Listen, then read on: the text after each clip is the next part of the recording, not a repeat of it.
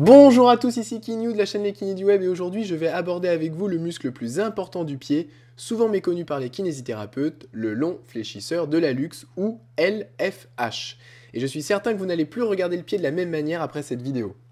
Le long fléchisseur de l'hallux prend son origine sur les deux tiers inférieurs de la face postérieure de la fibula par des fibres charnues et se termine sur la face plantaire de la dernière phalange P2 de l'hallux par un tendon.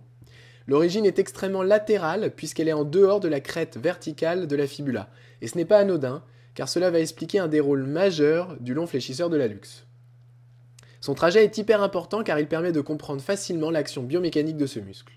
Il se dirige vers le bas, et en dedans dans un premier temps, avant sa réflexion au niveau du tibia du talus et du calcanéum.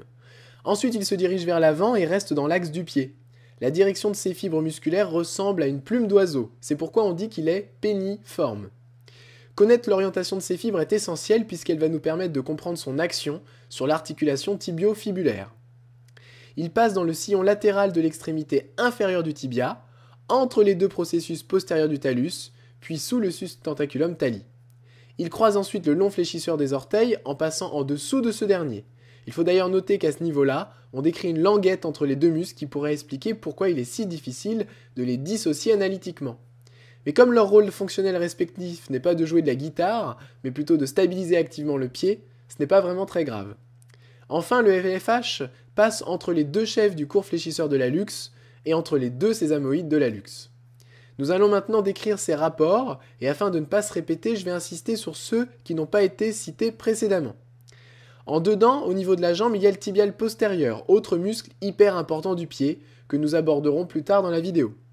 En arrière, le soléaire, qui s'accroche notamment sur le col de la fibula, et en latéral, le septum intermusculaire postéro-latéral.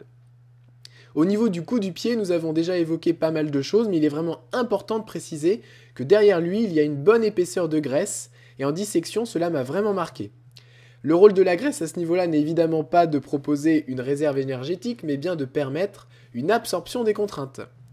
Au niveau du pied, il y a en bas et en dedans l'abducteur de l'hallux, et en superficiel, le LFO, je le répète car c'est très important cette union, cette languette LFO-LFH.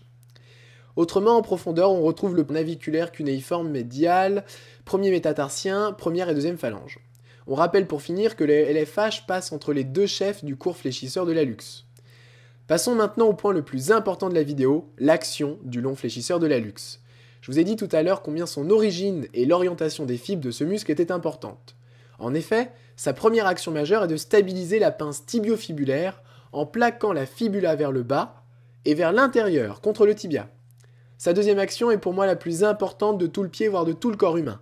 Ce muscle est avec le tibial postérieur le grand stabilisateur actif de la voûte plantaire, par son action sur le sustentaculum tali.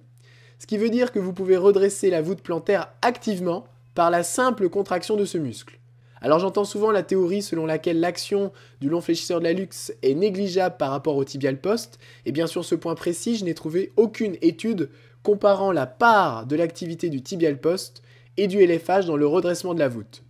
Si vous avez des informations à ce sujet, je suis preneur.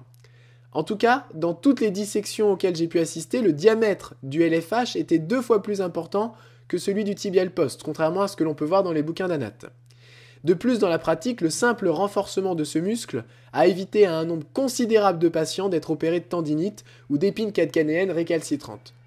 Si vous saviez le nombre de podos qui m'envoient leurs patients avant de poser leurs semelles, c'est juste incroyable.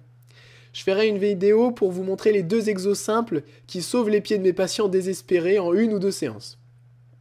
Sa troisième action plus méconnue est l'antériorisation du talus, lorsque la cheville part en extension.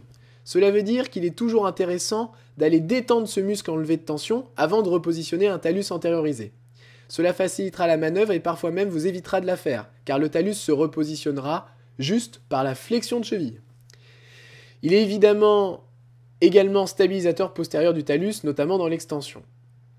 Sa quatrième action est la stabilisation de la colonne de l'hallux. Encore une fois, avec un langage simplifié, cela veut dire que le LFH limite activement les déformations du type hallux valgus. Vous comprenez maintenant un peu plus pourquoi j'adore ce muscle. Il stabilise la pince tibiofibulaire, il stabilise la voûte plantaire activement, il nous empêche de ramener le talus lorsque ce dernier est antériorisé, et limite les hallux valgus. Dans notre société sédentaire, ce n'est pas étonnant que de nombreux problèmes de pied apparaissent, car les gens n'utilisent quasiment plus ce muscle. D'ailleurs, dans la vidéo pratique que je vais réaliser prochainement sur ce muscle, vous verrez que même vous, kinexpert, vous auriez tendance à le zapper dans votre propre marche. Il ne faut évidemment pas oublier son action sur l'hallux, puisqu'il est fléchisseur ou plutôt anti-extenseur, et enfin fléchisseur plantaire de cheville et inverseur de pied, ou plutôt anti-éverseur. Pour l'innervation nerf tibiale avec des racines issues de L5, S1, S2, et il est vascularisé par l'artère fibulaire. J'espère que vous en avez appris un peu plus sur ce muscle passionnant qui porte vraiment mal son nom car il a beaucoup plus d'action qu'une simple flexion d'hallux. N'hésitez pas à vous abonner et venez nous soutenir activement sur le lien Tipeee sous la vidéo. Si vous voulez que le contenu se professionnalise, on a besoin de vous. Et je tenais à remercier personnellement Yann Letellier qui a été le premier tipeur de la chaîne. Merci beaucoup à lui, à bientôt, bye!